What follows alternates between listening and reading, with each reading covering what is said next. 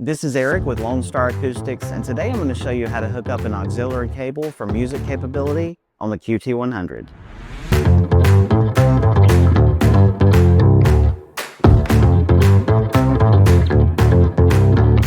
The first thing we're going to do is we're going to remove the QT100 from the bracket on the wall.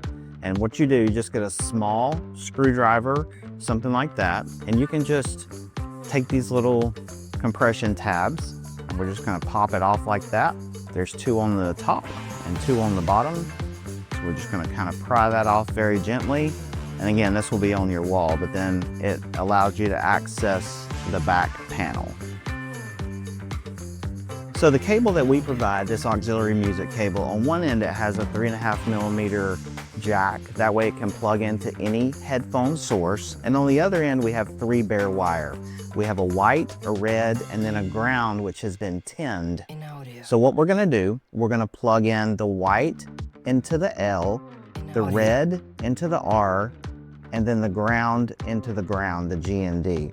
So all you do, you just slide them into the respective slots, and then you screw down the screws on this terminal block. That way it makes contact with the metal of the terminal block. Okay, one more to go.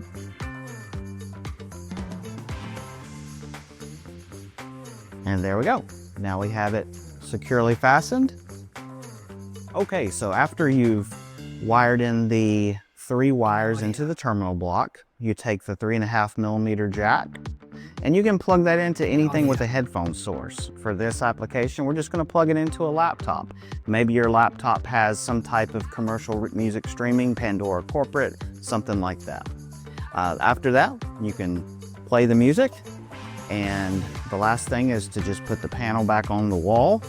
So we're going to get all the cables, line them up in the slot, snap it back into place.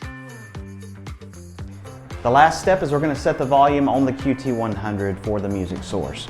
So this is your home screen, and if you scroll with the right arrow key, that's your masking volume, which has already been set. And then one more is your input A, that's your auxiliary source. It comes preset on mute. So what I recommend is go ahead and take that all the way up to number 30. That way it's maxed out on the QT100, and then you can adjust the volume from your music source itself.